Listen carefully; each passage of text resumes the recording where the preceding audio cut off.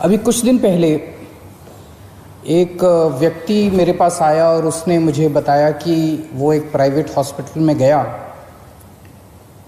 उस private hospital में उसने पूछा कि उसे कोरोना की बीमारी है, कोरोना का बेड चाहिए। पहले उन्होंने मना कर दिया। जब वो बहुत गिड़गिड़ाया तो उन्होंने कहा 2 लाख रुपए लगेंगे। मुझे विश्वास नहीं हुआ। अभी कुछ दिन पहले फिर एक दिन एक टीवी प्रोग्राम पे, लाइव टीवी प्रोग्राम के ऊपर एंकर ने एक हॉस्पिटल को फ़ोन किया। हॉस्पिटल से पूछा जी कोरोना का मरीज है हमारे फैमिली में, हमें बेड चाहिए। हॉस्पिटल ने मना कर दिया। जब वो गिड़गिड़ाया तो हॉस्पिटल ने लाइव प्रोग्राम के अंदर कहा दूसरी तरफ से कि 8 लाख रुपए दे दो, बेड का इंतजाम हो जाएगा। मैं ये नहीं कह रहा कि सारे प्राइवेट हॉस्पिटल खराब हैं। दिल्ली की स्वास्थ्य सेवा के अंदर प्राइवेट हॉस्पिटल्स ने बहुत अहम भूमिका निभाई है। दिल्ली के लोग प्राइवेट हॉस्पिटल्स के इस कंट्रीब्यूशन को सलाम करते हैं। लेकिन कुछ चंद प्राइवेट हॉस्पिटल्स हैं जो इस महामारी के दौरान भी इस तरह की गलत हरकतें कर रहे हैं।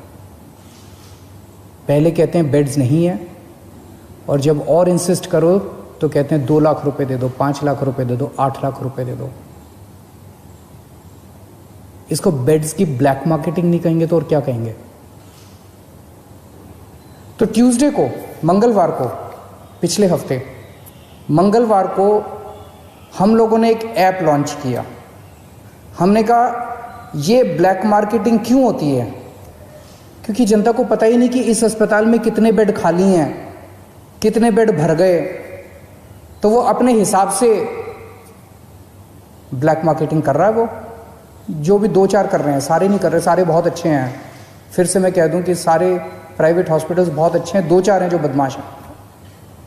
अगर हमने ये सोचा अगर हम इसको सारी जानकारी को ट्रांसपेरेंट कर दें, अगर हम जनता को बता दें कि भाई इस अस्पताल में इतने टोटल बेड हैं, इतने खाली हैं, इतने वेंटिलेटर हैं, इतने खाली हैं, तो जनता को सब पता चल जाएगा। फिर तो कोई गड़बड़ नहीं कर सकेगा। और पिछले मंगलवार को हम लोगों ने ये ऐप लॉन्च करके दिल्ली सरकार का, और सारे अस्पतालों की लिस्ट डाल दी कि किस अस्पताल में कितने बेड हैं, कितने खाली हैं। और फिर तो जो बवाल हुआ, मतलब ऐसे टूट के पड़े कई लोग इसके ऊपर, जैसे हमने कोई गुनाह कर दिया, जैसे हमने ये इन्फॉर्मेशन डाल के गड़बड़ कर दी। अब लोगों को पता है कि इस अस्पताल का ये लिखा हुआ है, इसके अंदर 20 बेड हैं, खाली हैं 20 बेड, लेकिन ये बेड नहीं दे रहा। जब उसके पास जाओ तो कहता बेड नहीं है, झूठ बोल रहा है। 2 चीजें, इस बेड को अपडेट हम तो कर नहीं रहे, इन्हीं सबको हम लोगों ने पासवर्ड दिया हुआ है। तो उस ऐप के ऊपर अस्पताल खुद अपडेट कर रहा है कि मेरे इतने बेड खाली हैं, और फिर कहता है बेड नहीं है। तो दोस्तों, इसको तोड़ने में ये जो कुछ लोगों ने, चंद लोगों ने माफिया बनाया हुआ था, इसको तोड़ने में थोड़ा समय लग रहा है। ये पूरे के पूरे एकदम से रिएक्ट कर रहे हैं। इनमें कुछ चंद अस्पताल दिल्ली के इतने पावरफुल हो गए हैं, सभी पार्टियों के अंदर उनका पहुंच है, ऊपर तक पहुंच है। अंदर प्राइवेट में धमकी दी है उन्होंने कि हम नहीं कोरोना के मरीज लेंगे, जो करना है कर लो। मैं उनको कहना चाहता हूं, कोरोना के मरीज तो लेने पड़ेंगे तुमको। आप लोगों को दिल्ली में अस्पताल बनवाया था पैसे कमाने के लिए नहीं बनवाया था। आपका अस्पताल बनवाया था दिल्ली के लोगों की सेवा करने के लिए। ऐसी महामारी के दौर में मोस्टली अस्पताल सेवा कर रहे हैं, मोस्टली अस्पतालों का पॉजिटिव एटीट्यूड है। लेकिन जो 2-4 अस्पताल इस गुमान में हैं कि वो अपनी दूसरी पार्टी के अकाउंट जो बैठे हैं उनके जरिए वो अगर कुछ करवा लेंगे, वो अपनी ब्लैक मार्केटिंग करेंगे, तो उनको मैं आज चेतावनी देना चाहता हूं कि ये बख्शा नहीं जाएगा उनको। कल से मेरी टीम लगी हुई है, हमने 2-4 अफसरों को बिठाया है। जितने ये प्राइवेट अस्पताल हैं, जिस जिसकी लिस्ट है, जिस जिसको कहा गया है कि अपने अस्पताल में कोरोना की इलाज करो, एक के मालिक को कल से बुला रहे हैं, एक एक का मालिक आ रहा है, उनसे पूछ रहे हैं, उनसे साफ साफ कहा जा रहा है कि देखो कोरोना के मरीजों का इलाज तो करना पड़ेगा, इसके अलावा अगर तुम्हारी कोई समस्या है तो बताओ। इसके ऊपर कोई नेगोशिएशन नहीं होगी कि इलाज नहीं करेंगे, इलाज तो करना पड़ेगा। 20% बेड रखने पड़ेंगे। कुछ लोग कहते हैं जी 20% बेड कैसे रखे हैं, हमारी व्यवस्था नहीं है, तो ठीक है 20% मत करो, पूरे 100% बेड आपके कोरोना के लिए कर देते हैं। कुछ लोगों की जेन्युइन समस्या थी। कल से हमारी टीम कल 33 हॉस्पिटल्स के साथ बैठक हुई, आज बाकी सारे हॉस्पिटल्स कवर कर लेंगे, क्योंकि हम नहीं चाहते जिन लोगों की जेन्युइन समस्या है। जैसे एक हॉस्पिटल आया, उसने कहा कि हमारा जी कैंसर हॉस्पिटल है, कैंसर के मरीज आते हैं, वहाँ अगर कोरोना के भी साथ में होंगे तो दिक्कत होगी, ठीक है। तो उन्होंने कहा जी हमारा एक और हॉस्पिटल है जो जनरल है, हम उसमें 40% कर देते हैं, 20% की बजाय इधर का कोटा उधर कर देते हैं। बहुत अच्छी बात है, हमने उनकी बात मान ली। इसी तरह से किसी की कुछ और छोटी मोटी समस्या थी, किसी की और समस्या थी, सबकी समस्याओं का समाधान कर रहे हैं। बस एक ही चीज नॉन नेगोशिएबल है, हमारे दिल्ली के लोगों का इलाज करना पड़ेगा, कोरोना के मरीजों का इलाज करना पड़ेगा, इस पे कोई नेगोशिएशन नहीं होगी। दूसरी चीज ये कर रहे हैं, मुझे कुछ दिन का समय दीजिए, इसके ऊपर मैं मानता हूं कि पहली बार इस तरह से कोई ऐप देश के अंदर नहीं दुनिया के अंदर पहली बार बना है, जो हर अस्पताल के बेड और वेंटिलेटर का डेटा इस तरह से ट्रांसपेरेंट कर रहा है, जनता को बता रहा है, और जनता जाके डिमांड कर रही है। मुझे बड़ी खुशी है कि सारे टीवी चैनल वाले, सारे अखबार वाले फोन कर करके एक अस्पताल की रोज रिपोर्ट ले रहे हैं, कह रहे हैं इस अस्पताल को फोन किया उसने मना कर दिया, इस अस्पताल को फोन किया उसने मना कर दिया।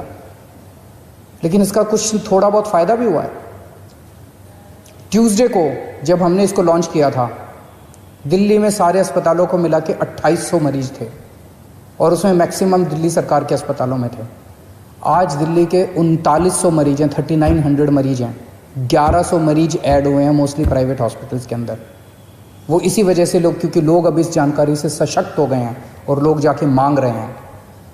मैं फिर भी डिमांड करता हूँ, कुछ लोगों को तकलीफ आ रही है, मैं देखता रहता हूँ वीडियो, कुछ लोगों ने कहा कि मैं इस अस्पताल में गया, इस अस्पताल में गया, ऐप के ऊपर लिखा हुआ था। मैं आपकी जानकारी के लिए बता दूं, ये उन कुछ चंद अस्पतालों की बदमाशी है। कुछ दिन दीजिए मेरे को, अगर ये अस्पताल नहीं माने तो फिर हम सख्त कार्रवाई करने से बिल्कुल नहीं हिचकिचाएंगे। लेकिन मैं सभी अस्पतालों को बोल दूं कि आपको कोरोना के मरीजों की जांच तो करनी पड़ेगी। इसके साथ साथ एक और हम एक्सरसाइज कर रहे हैं कि दिल्ली सरकार का एक मेडिकल प्रोफेशनल दिल्ली सरकार की तरफ से हर प्राइवेट अस्पताल के रिसेप्शन पे बैठेगा, और वो हमें जानकारी देगा कि कितने बेड इसके अंदर भर गए और कितने खाली हैं। अगर कोई जाएगा तो वो इंश्योर करेगा कि उसको एडमिशन मिले। तो अब वो फॉल्स रिफ्यूज़ल जो है, जो अस्पताल बेड होते हुए भी मना करते हैं, जो चंद अस्पताल अगर बेड्स की ब्लैक मार्केटिंग करते हैं, ये धंधा बंद करेंगे अब दिल्ली के अंदर। एक दिक्कत जो कुछ लोगों ने मुझे बताई कि अगर कोई पेशेंट सीरियस है, सांस की तकलीफ हो रही है, ऑक्सीजन सेचुरेशन लेवल काफ़ी कम हो गया है, लेकिन अभी कोरोना का टेस्ट नहीं हुआ उसका, वो अस्पताल में जाता है तो उसको कहते हैं सस्पेक्ट मरीज है, अभी उसका कंफर्म नहीं हुआ कि सस्पेक्ट कहते हैं उसको, सस्पेक्ट मरीज है। ऐसे अस्पताल को कोई लेने को मना कर दे, ऐसे मरीज को सारे अस्पताल लेने को मना कर देते हैं, कहते हैं पहले जाके टेस्ट करा के आ। कहाँ से टेस्ट करा के आएगा? अरे तुम ही तो टेस्ट करोगे, वो कहाँ से जाके टेस्ट करा के आएगा? तो आज हम ऑर्डर निकाल रहे हैं कि किसी भी सस्पेक्ट मरीज को कोई भी अस्पताल मना नहीं करेगा। अगर कोई मरीज आता है वो सस्पेक्ट है तो उसको मान लो कि वो कोरोना का मरीज है और उसके शुरू कर दो, क्योंकि कोरोना की अलग से दवाई तो है नहीं। अगर वो कोरोना का मरीज है तो पीपी किट पहनना है तो पीपी किट पहन के उसका इलाज शुरू कर दो, उसको ऑक्सीजन तो दे दो, उसको बचा तो लो, उसकी जान तो बचा लो। तो आज हम ऑर्डर पास कर रहे हैं, ऑर्डर कि किसी भी सस्पेक्ट मरीज को मना नहीं किया जाएगा और अस्पताल उसका टेस्ट कराएगा, और टेस्टिंग के बाद अगर कोरोना आ जाता है तो अकॉर्डिंगली काम करेंगे, कोरोना नहीं आता है तो उसको नॉन कोरोना वार्ड में शिफ्ट कर दिया जाएगा। कुछ लोगों ने मुझे कहा कि उन लोगों को, कल से मीडिया के अंदर कुछ चल रहा था कि हमने कुछ चंद दिल्ली में टेस्टिंग बंद हो गई है, टेस्टिंग बंद हो गई है, टेस्टिंग बंद हो गई है। आज 5300 सैंपल आए हैं टेस्टिंग, 5300 सैंपल्स की टेस्टिंग हुई जो आज का डेटा है। तो टेस्ट बंद नहीं हुए हैं। दिल्ली में 42 लैब्स, 42 लैब्स सरकारी और प्राइवेट दोनों मिला के टेस्ट करती हैं। उनमें से 6 लैब ऐसी थी जो बदमाशी कर रही थी, ठीक से काम नहीं कर रही थी। उनके खिलाफ एक्शन लेना चाहिए, नहीं लेना चाहिए? उनके खिलाफ एक्शन लिया हम लोगों ने। 36 लैब अभी भी काम कर रही थी, उन 6 के खिलाफ एक्शन लिया है। 36 लैब अभी भी काम कर रही हैं। तो उनको बचाने की क्यों कोशिश की जा रही है जो लैब गलत काम कर रही हैं? तो उन 6 लैब के खिलाफ एक्शन लिया, 36 लैब अभी भी काम कर रही है, पूरे सैंपल उठ रहे हैं। अगर आपको अपना टेस्ट कराना है, कुछ लोग मुझसे पूछते हैं हम कहाँ जाएं अगर टेस्ट कराना है। सभी सरकारी अस्पतालों के, दिल्ली सरकार के और कई सारे प्राइवेट हॉस्पिटल्स ने भी फ्लू क्लिनिक बनाए हुए हैं। आप किसी भी सरकारी हॉस्पिटल के या प्राइवेट हॉस्पिटल के फ्लू क्लिनिक में चले जाइए, वहाँ पे टेस्ट होता है। दिल्ली सरकार के 17 कोविड टेस्टिंग सेंटर्स हैं पूरी दिल्ली में, आप वहाँ चले जाइए, वहाँ टेस्ट होता है। और इन 36 में से जितनी प्राइवेट लैब्स हैं, वो प्राइवेट लैब्स अपने खुद के, आप सीधे प्राइवेट लैब से संपर्क कर सकते हैं, वहाँ भी टेस्ट होता है। लेकिन मेरी आपसे एक गुजारिश है, हम जितनी भी टेस्टिंग की, आज सबसे ज़्यादा टेस्ट पूरे देश में केवल दिल्ली में हो रहे हैं, सबसे ज़्यादा टेस्ट। और इतने टेस्ट हो रहे हैं कि जो सेकंड है हमसे बहुत दूर है। सबसे ज़्यादा टेस्ट दिल्ली में हो रहा है। लेकिन जितनी भी टेस्टिंग कैपेसिटी कर लें, कमी है, लिमिटेड है। अभी हमारी इस टाइम सबसे बड़ी प्रायोरिटी केवल और केवल लोगों की जान बचाना है। माइल्ड केसेस हैं, एसिम्टोमेटिक केसेस हैं, वो तो ठीक हो ही जाएंगे। कोरोना आया चला जाएगा, जैसे बुखार आता है चला जाता है। जो सीरियस केस हो जाते हैं, जिनका ऑक्सीजन सैचुरेशन लेवल गिर जाता है, रेस्पिरेटरी रेट बढ़ जाता है, उनको बचाना हमारा मकसद है। अगर सभी एसिम्टोमेटिक लोग अपने टेस्ट कराने पहुंच जाएंगे तो सिस्टम कोलैप्स कर जाएगा हमारा। लोगों के मन में दहशत है, इस दहशत को निकालना पड़ेगा। लोग डरे हुए हैं और इस डर की वजह से सब चाहते हैं कि मैं भी टेस्ट करा लूं, मैं भी टेस्ट करा लूं, मैं भी टेस्ट करा लूं। दिल्ली की 2 करोड़ जनसंख्या है। अगर हर रोज 10,000 एसिम्टोमेटिक लोग टेस्ट कराने पहुंच गए तो हमारी लैब तो कम पड़ जाएंगी ना, कितनी भी टेस्टिंग की कैपेसिटी बना ले हम। तो एसिम्टोमेटिक वाले प्लीज टेस्ट ना कराएं, इंसिस्ट ना करें। एसिम्टोमेटिक वाले अगर लोग टेस्ट कराएंगे तो सीरियस लोगों की टेस्टिंग रुक जाएगी। उन सब लोगों से मेरी गुजारिश है कि एसिम्टोमेटिक, जिनको सिम्टम्स नहीं है, कोई सिम्टम नहीं है, किसी तरह का सिम्टम नहीं है, वो टेस्ट ना कराएं। टेस्टिंग की कोई प्रॉब्लम नहीं है।